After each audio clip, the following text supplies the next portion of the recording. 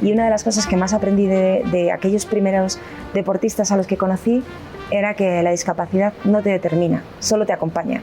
No sé si aquí se puede decir, pero yo soy culo inquieto. No paro, me gusta siempre hacer un montón de cosas, todas a la vez. Lo que pasa es que venir de aquella época tan dura en la que había fallecido mi papá hizo que tener la discapacidad sobrevenida no fuera tan grave, porque tenía solución, no de volver a caminar, pero sí caminaba de una manera diferente. No es que la silla te convierta en alguien valiente y de pronto te transformas, no, es que cuando tú quieres seguir viviendo, la silla no importa tanto. Lo que pasa es que la silla te acompaña. Yo además, bueno, muy adolescente, como muchas niñas. Claro. Y en aquel momento yo era la protagonista de mi drama. ¿Y ahí fue cuando conociste a Michael Phelps en algún momento de la vida o eso fue cuándo? Pues eso fue el año pasado aquí en Bogotá. Ah, no me digas. En Bogotá es ¿En cuando Bogotá? conocí a Michael Phelps. Sí, sí, sí. Y yo le decía, ya, es que tú has ganado 28 medallas y claro, yo solo tengo 27 y nada más, quiero igualarte. Gracias, ha sido una motivación todos estos años y bueno. Y me decía, sí, pero estás loca. No todo el mundo está acostumbrado a ver a una pareja en la que una tiene discapacidad y él no tiene discapacidad. De hecho, yo tenía el prejuicio, de verdad. No sé, tenía esa tontería en la cabeza y en realidad la tontería la tenía sobre todo yo. Esto es Geniales y Mayores que Yo, un espacio patrocinado por Colsubsidio. Episodio 21. Teresa Perales. Teresa Perales, nadadora paraolímpica española, una de las mujeres con más medallas en la historia de la natación, a tal punto de haber igualado al reconocido Michael Phelps. Teresa inició su vida deportiva haciendo karate, pero una neuropatía a los 19 años le cambió por completo su vida y la puso a nadar sin pensar que ese sería su futuro.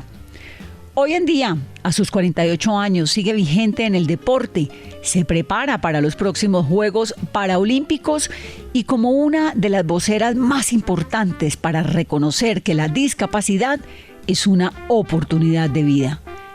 Teresa Perales es magnífica, es la protagonista de este episodio en Geniales y Mayores que Yo. Bienvenidos. Teresa, me da mucho gusto tenerte. Gracias, muchas gracias, muy amable. ¿Qué tal Colombia? ¿Cómo te ha ido? Pues muy bien, muy poquito tiempo tengo para poderla visitar. Esto lo tenemos que solucionar de alguna manera para otro año, pero muy bien, me trata siempre muy bien.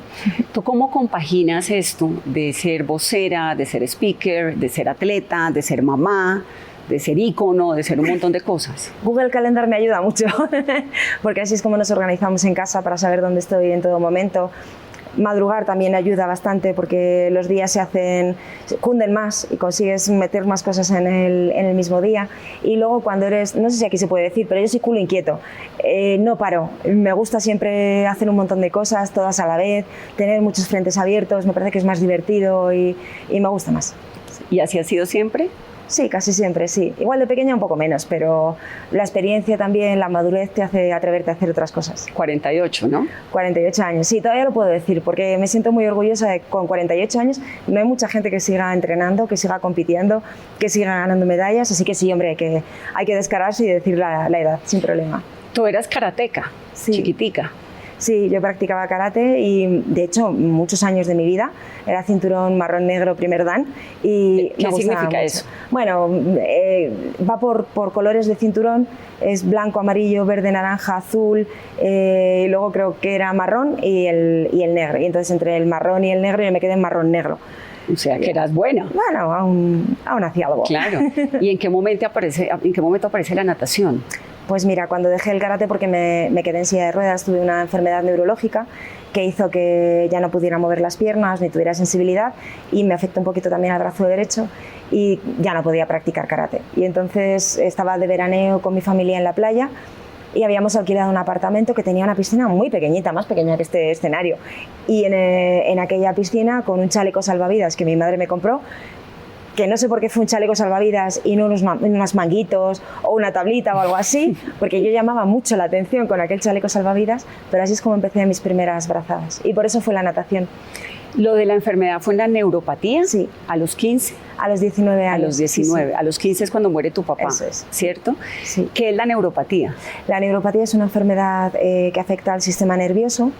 En aquel momento me afectaba sobre todo al sistema nervioso periférico, es decir, a la parte más de las extremidades, y bueno, ahora ya lo tengo de sistema nervioso central, ya me afecta un poco a todo, pero bueno, sigo haciendo muchísimas cosas y la verdad es que nunca me ha parado tener discapacidad ni tener una enfermedad, porque siempre he sido más de comerme el mundo.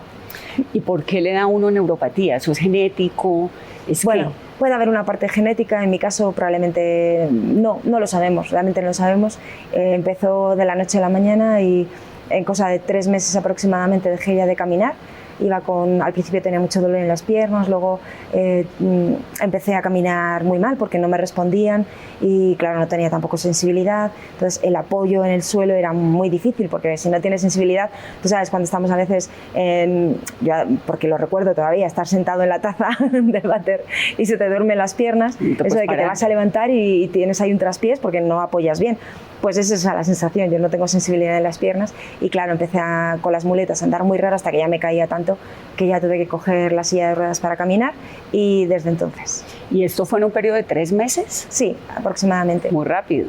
Muy rápido, sí. Y eso sí. Supongo que significó todo un drama familiar, ¿no? ¿Cómo lo recuerdas? Bueno, a ver, sí, no es fácil. Yo a veces creo que he dulcificado un poco el recuerdo que tengo de aquellos momentos porque la vida también me ha hecho ver las partes buenas y porque ya me he acostumbrado a convivir con la discapacidad y no me quedo casi nunca.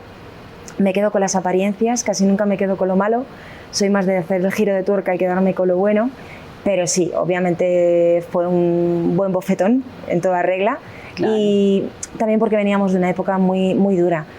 Lo que pasa es que venir de aquella época tan dura en la que había fallecido mi papá hizo que tener la discapacidad sobrevenida no fuera tan grave, porque tenía solución, no de volver a caminar, pero sí caminaba de una manera diferente. De seguir viviendo. De seguir viviendo. ¿Sabes que papá también murió de leucemia? Sí. Oh, sí, es fuerte. Pues dice, sí, 11 meses duró el mío, lo intentó y además a los 15 días de morir nos llegó la carta con que había un donante. Ay, fue muy duro para toda la familia, bueno, la esperanza que teníamos mi hermano y yo, sobre todo, bueno, toda la familia, ¿no?, de poder ser donantes. Nada, no hubo ningún donante y se murió y a los 15 días nos llegó la carta. ¿Y tu mamá? Sí, pues mi mamá, una mamá leona, valiente, que con 40 años se queda viuda, con un niño de 8 años, con una niña de 15, yo además, bueno, muy adolescente, como muchas niñas. Claro. Y en aquel momento yo era la protagonista de mi drama. La más karateca. Yo solo pensaba en el dolor que yo sentía y tristemente pensaba poco en el dolor que sentía mi madre. Luego ya cuando fui un poquito más mayor ya sí me di cuenta. Bueno, pero también eso viene con los años, ¿no? Claro. Que uno va entendiendo que hay unos dolores y va entendiendo un poco a los adultos. ¿Te pasó todo eso? Me pasó todo eso, sí. También la relación con mi madre. Claro, yo adoro con locura a mi madre, muchísimo, y la quería igualmente antes, pero es que yo era niña de papá. Claro, entiendo perfecto. Entonces, ese momento que no tiene vuelta atrás es tan duro que todo lo demás en realidad es como poca cosa. Hasta quedarte en silla de ruedas no es para tanto. Y sí, todo se relativiza mucho. ¿Y cómo fue, Teresa, esa juventud ya aceptando la neuropatía, la condición nueva? Porque sí. 19 años es muy chiquitica de todas formas, ¿no? Muy joven. Yo ahora lo pienso, en su momento me creía súper mayor, claro. Pero ahora lo pienso y era una niña, pero una niña. Y bueno, pues mira, enfrentándote a gente, poniéndote delante de personas que te miran distinto a como te miraban antes, que te miran muchos con mucha pena, con esa cara compungida de no sé qué decirte. Otros que lo que te dicen es como un puñal que te atraviesa, que lo dicen con todo el cariño del mundo, pero te están diciendo pobrecita, qué lástima, y te hacen mucho daño. Y no lo dicen para hacerte daño, pero te hace daño. Claro. Y yo me cambiaba, cuando iba por la calle, me cambiaba de acera para no encontrarme con alguien que yo no sabía si conocían mi nueva situación o no, y me cambiaba de acera para no saludarles, porque odiaba ese momento en que me miraban así. Pero como también odiaba el momento en que me miraban como si fuera poca cosa porque tenía discapacidad, ¿sabes? No lo entendía. luego lo entendí cuando fui más mayor, porque me di cuenta que igual que ellos no debían juzgarme a mí, yo tampoco debía juzgarle a ellos, porque probablemente me trataban así porque les habían enseñado a que había que tratar así. Y yo recordaba cuando estudiaba en el colegio, que yo estudié en un colegio de monjitas, y a mí me enseñaron que había que tener lástima del prójimo y ayudar al prójimo cuando tenía menos posibilidades que tú. Y claro, probablemente estas personas pensaban que yo tenía menos posibilidades que ellos. La realidad es que he hecho tantas cosas desde que me quedé en silla, pero no por la silla, sino porque no es que la silla te convierta en alguien valiente y de pronto te transformas, no.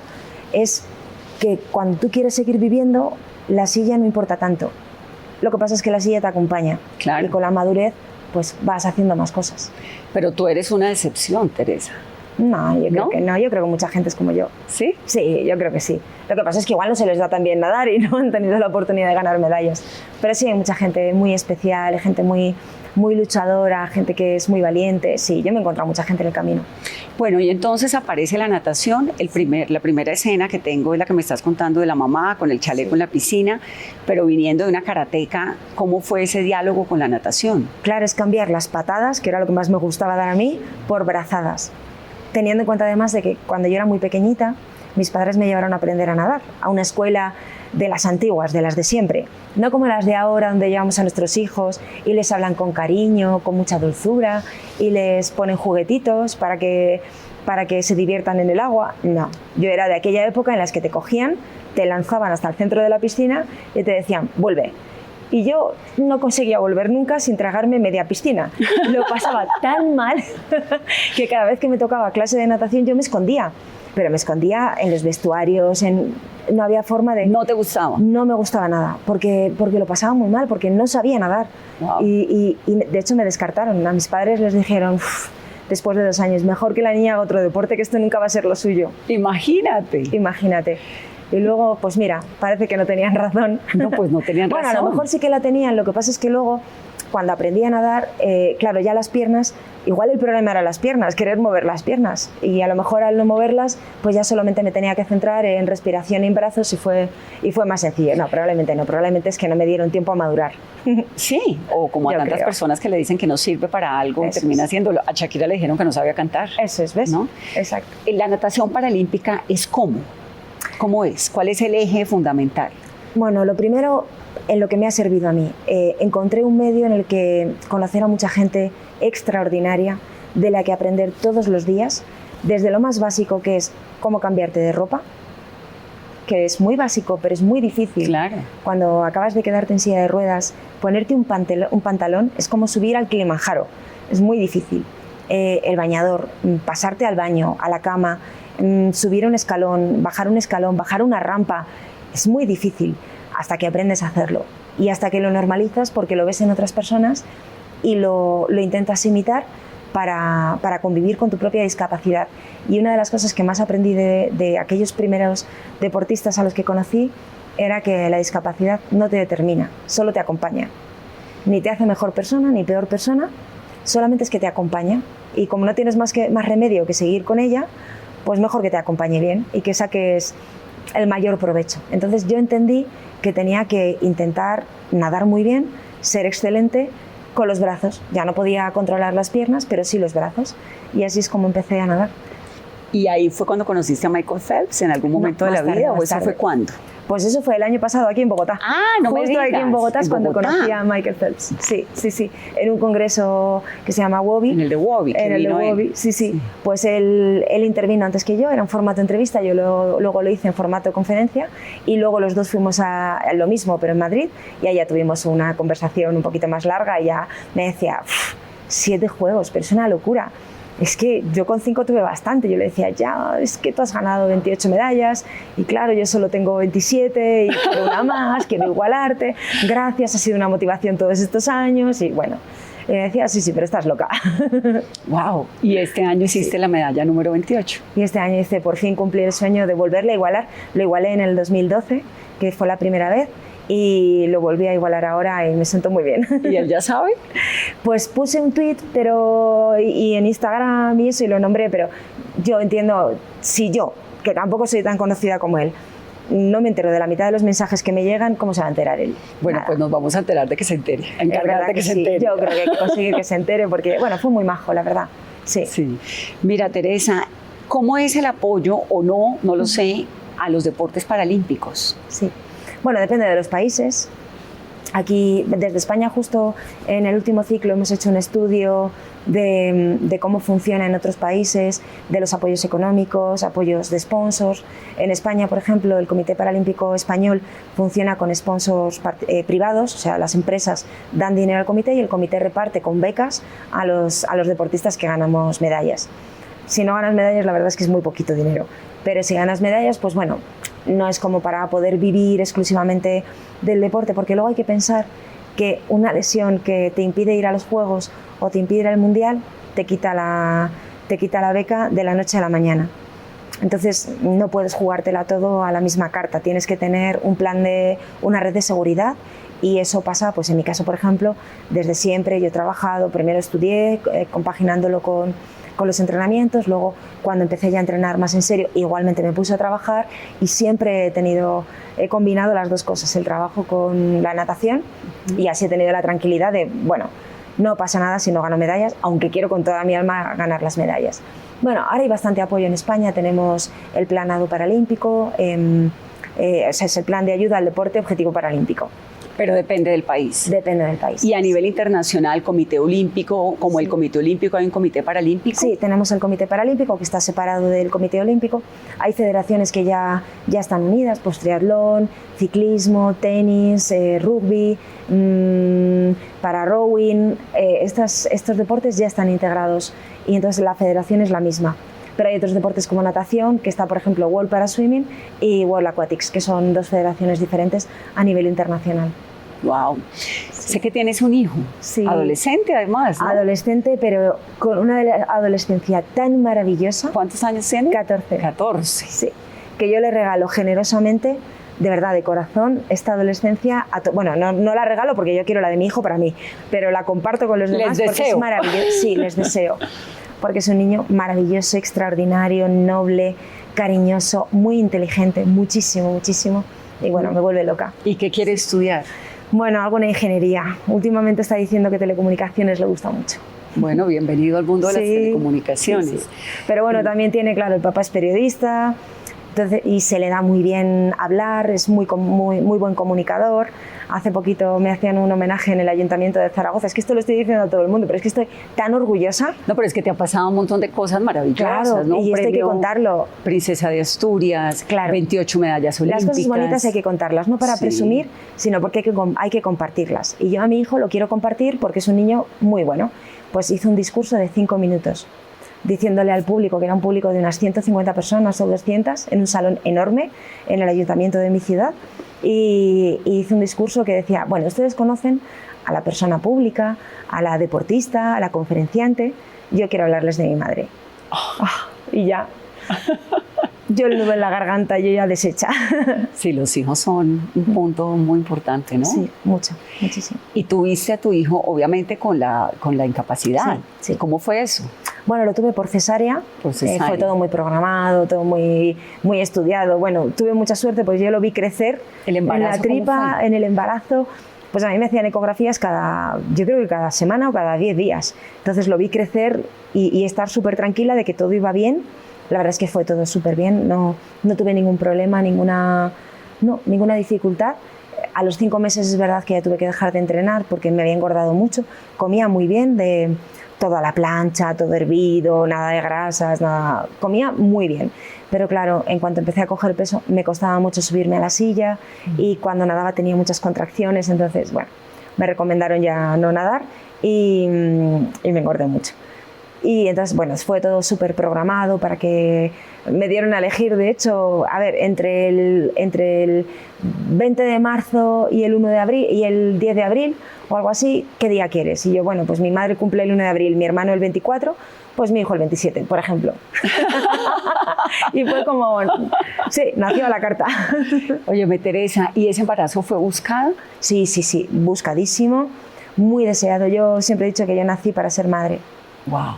sí, siempre quise ser mamá, siempre, siempre, siempre. ¿Y en algún momento, en esas circunstancias, te dijeron, de golpe no vas a poder ser mamá? No, tuve suerte de que nunca tuve esa realidad, ese golpe de realidad que podría haber pasado. Hay muchas personas que con discapacidades como la mía pues no tienen la suerte de ser madres. Sí que es verdad que yo en algún momento me planteé, ya sería buena madre, o sea, ya seré buena mamá, ya, teniendo discapacidad, ¿ya es justo para mi hijo? Ahora que lo soy, sí, no solo es justo, sino que mi hijo tiene la enorme suerte de tener una madre y un padre que le han, ¿sabes?, le han cultivado mucho en lo educativo. Ha venido conmigo a muchísimos eventos, con lo cual es un niño muy sociable, muy extrovertido, habla 3 idiomas, no tiene ninguna vergüenza de nada. Bueno, ese discurso, imagínate, delante de 150 personas, y no tiene vergüenza porque al final, claro, tiene mucho mundo. Es un niño que ha viajado muchísimo, que pues tiene mucho recorrido. Así que sí, ha ganado mucho. ¡Qué maravilla! Y ha crecido además con todo el mundo diciéndole, ¿tú ya sabes que mamá es campeona? Campeona. ¿Por qué querías ser mamá? ¿Qué es la maternidad? Pues el mayor regalo que me ha dado la vida. La oportunidad de, nada que ver con ser vanidosa, pero de dejar una parte de ti al mundo. Una vez me hicieron una entrevista que me preguntaron, ¿y qué mundo? Estábamos hablando de temas de ecología y sostenibilidad y tal. Decía, claro, es que tenemos que hacer una gran reflexión de qué mundo queremos dejar a nuestros hijos, ¿no?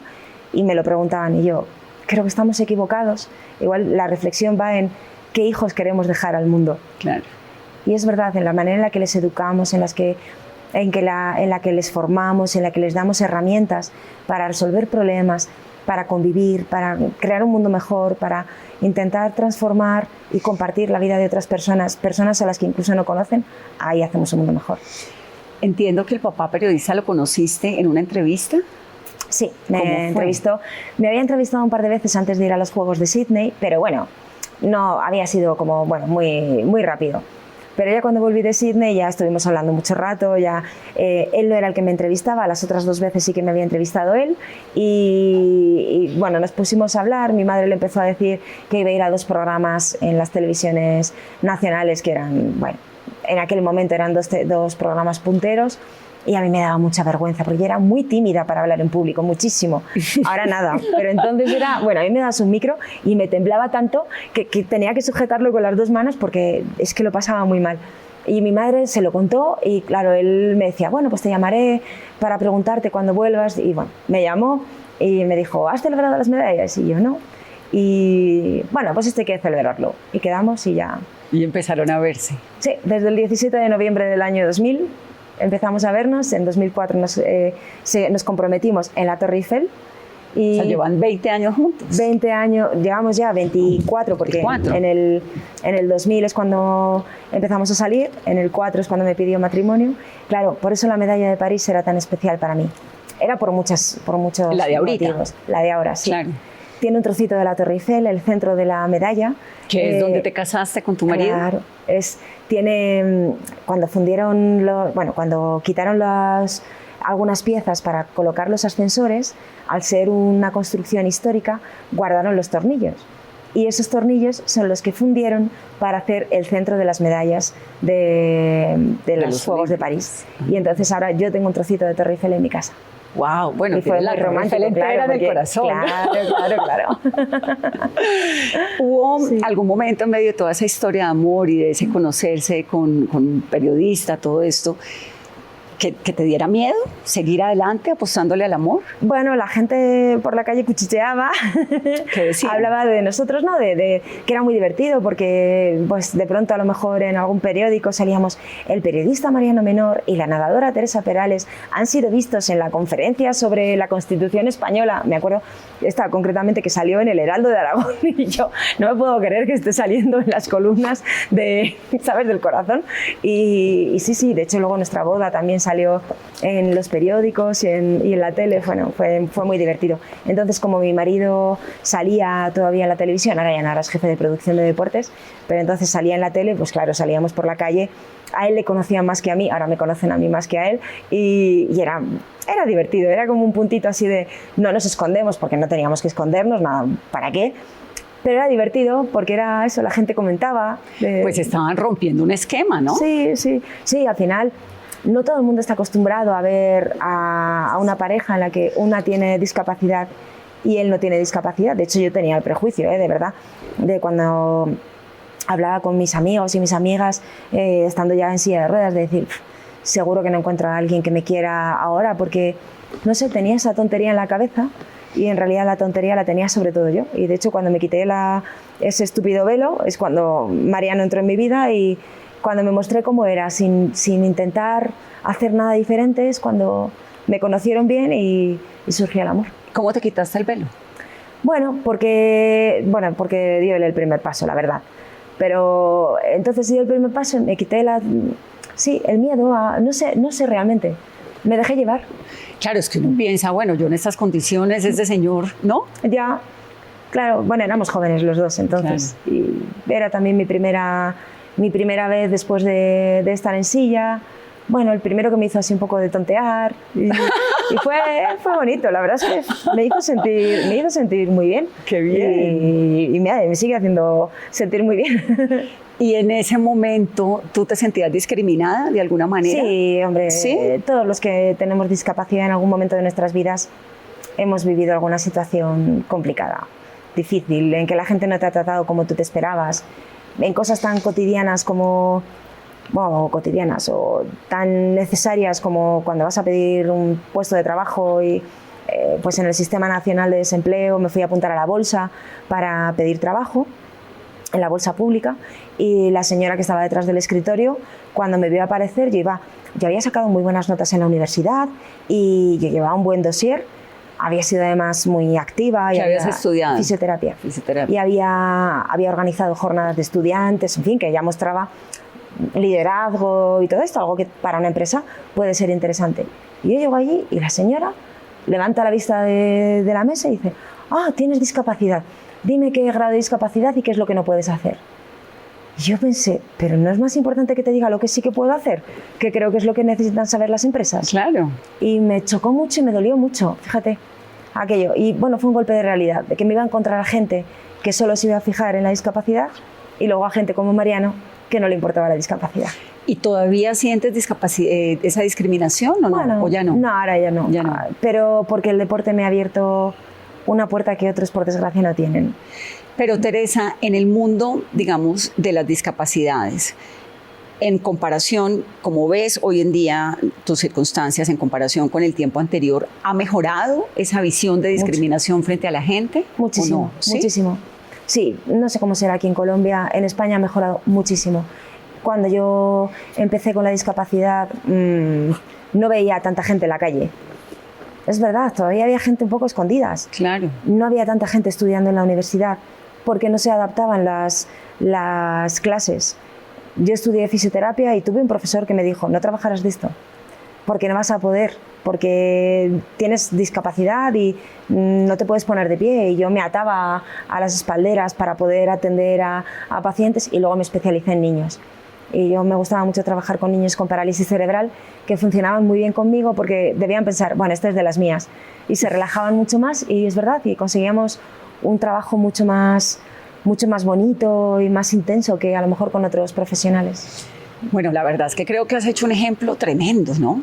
Abriéndole camino a un montón de gente que viene detrás y volviendo, normalizando una circunstancia que de todas formas es compleja. Me parece impresionante el valor que tienes. No, lo que pasa es que también me han dado la oportunidad de abrir camino. Pero te las abierto. Para los que han quedado detrás. Bueno, sí, he sido valiente. Claro. Porque es verdad que hay que ser valiente también para afrontar según qué cosas. Esto es como todo, pasan muchos trenes en la vida y da igual cuántos pasen de oportunidades, da igual cuántos pasen, que como no te atrevas a subirte a ninguno, la vida pasará y no disfrutarás nada.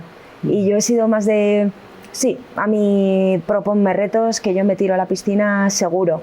Algunas veces digo, ¿y para qué lo he hecho? Pero nunca me arrepiento, nunca jamás, porque de todo aprendo. Teresa, ¿y la política? Bueno, una etapa de mi vida muy intensa, muy interesante, que me alegro de haber vivido porque me hizo aprender a no juzgar, que esto es muy importante. ¿Cómo se aprende eso? Viviéndolo desde dentro. Es que desde fuera, desde una barrera, o incluso ahora con las redes sociales, detrás de un seudónimo, ¡ay, qué fácil es! Hay que ser valiente y hay que ponerse ahí y hay que, vale, ¿te gusta criticar? ¿Crees que hay algo que se puede cambiar? Pues entonces tienes que provocar tú mismo el cambio y para eso solo se puede hacer desde dentro y es más valiente el que está dentro. Hay gente a la que no me importaría no haber conocido en mi vida, te lo digo, pero hay gente que me enseñó muchísimo y sobre todo me demostraron que tenían una vocación de servicio público muy grande y que es muy injusta en general a veces pues muchos grupos, sí, la sociedad, no me gusta generalizar, pero a veces somos muy injustos y la política está muy denostada, con mucha razón, también, sí. Pero hay políticos muy buenos. ¿Y ya dejaste la política para siempre? Sí, completamente. Sí, ¿No te interesa? Todos los años, cada vez que hay elecciones municipales, autonómicas o nacionales, siempre me vienen a buscar, siempre, de casi todos los partidos políticos. Pero siempre reciben la misma respuesta y es que muchas gracias, pero no me interesa. ¿Qué te interesa para el futuro? ¿Cómo te ves en 10, en 20 años? Bueno, yo ya empecé a maquinar esto hace mucho tiempo. Ahora ya hace muy poquito, ya es cuando he dado ya el paso definitivo, he creado mi propia fundación y me gusta mucho trabajar para cambiar las cosas.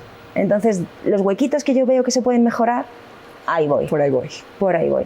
Y por eso en la política ya no me interesa, porque por la otra vía, antes he dicho una palabra que alguno me ha dicho que les gustaba mucho, lo de culebrear.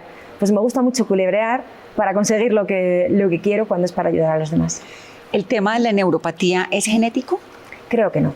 ¿No? Creo que no. Podría ser, pero no quiero saberlo. Sí, pero no tienes ese temor con No. ¿Y quisieras tener más hijos? ¿Si hubieras querido tener más hijos? ¿O? Me habría gustado. Lo que pasa es que el deporte te marca mucho. Los ciclos olímpicos o los ciclos paralímpicos cada 4 años te marcan mucho. Y entre que te repones de un embarazo hasta el siguiente, de pronto me vio mayor. Ella pues no hubo lugar a más. En 4 años que vuelve a haber mundial, ¿te ves compitiendo nuevamente? Sí, totalmente. Ya tengo la vista puesta en los Juegos de Los Ángeles. En cuanto se apagó el pebetero de París, en ese mismo momento yo entré en la parte de debajo del estadio, en los túneles, y en ese mismo instante, ya mientras esperaba el autobús, encendí la cuenta atrás. 1401 días. Teresa, y bueno, falta un poquito menos ya. Un poquito menos. Sí. ¿Superaste el dolor de la muerte del papá? Bueno, me costó mucho tiempo. Yo creo que eso no se supera nunca. Aprendes a convivir con ello, pero no se supera. Cuando falta una persona a la que quieres tanto, lo que pasa es que luego la vida te hace perder a más personas. Y yo he llegado incluso a estar, bueno, con familia y a vivir ese momento, acompañando hasta el final, que es una de las cosas que me dolió mucho de no estar con mi padre. Porque aquel día no estaba en el hospital yo. No le fui a ver, no me despedí. Y me dolió mucho no haberme despedido. Y me enfadé mucho con mi madre porque no me dijo que se iba a morir, ¿sabes? Y eso te lleva un tiempo perdonarte, pero merece la pena perdonarte. Sí. Debe estar muy orgulloso, ¿no? Ay, ojalá. Seguro. Y no por la parte deportiva, sino por la persona en la que me he terminado convirtiendo y por tener a un hijo como el que tengo. Bueno, escúchame, si él hubiera estado vivo, tú sabes, todos los días de su vida habría estado con mi hijo, llamándole, quedando con él, todo el tiempo, seguro, no me cabe ni la más mínima duda. Yo creo que a mí me pasó igual, a mí se me murió mi padre cuando estaba muy pequeña, bueno, ni tanto, pero siempre uno es pequeño. Sí, siempre uno es pequeño. Y siempre creo que todo lo que uno termina haciendo en la vida, lo termina haciendo un poco para honrar esa ausencia, ¿no? Sí, de hecho, yo entendí que hubo un momento, de verdad, que entendí que él no podía elegir estar o no estar, vivir o morir, se lo llevó la leucemia. Pero yo sí que podía elegir lo que hacer con cada segundo de mi vida.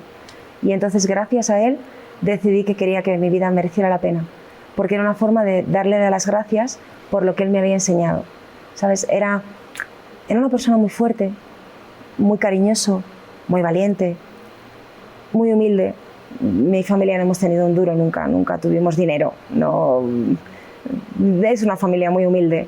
Él venía de un pueblecito de Extremadura, bueno, toda mi familia. Mi madre ya nació en Zaragoza, pero él vino con una cajita de mudas, o sea, con 3 calzoncillos y 25 pesetas. Con eso llegó a Zaragoza, después de casarse con mi madre, a iniciar una vida. Y con eso construyó una vida de verdad, en la que no nos faltó de nada a mi hermano, a mi madre y a mí, y que cuando él faltó, pues claro, todo el mundo se nos vino encima. No sabíamos qué hacer. éramos como un pato sin cabeza. Todo había perdido el sentido hasta que vuelve a haber un sentido y es, bueno, no podemos hacer que se desperdicie lo que él nos enseñó. Pues estoy segura que no se desperdició y yo me siento muy contenta de haberte conocido y de Gracias. poder esculcar un poquito esa historia, qué cantidad de lecciones y qué fortaleza y qué valiente que eres. Gracias, muchas gracias. Gracias por contarme tu historia. Gracias. Terminamos nuestro capítulo de hoy de Geniales y Mayores que yo.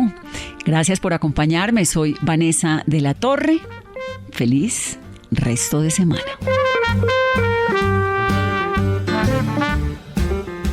Geniales y Mayores que yo es posible gracias a Colsubsidio.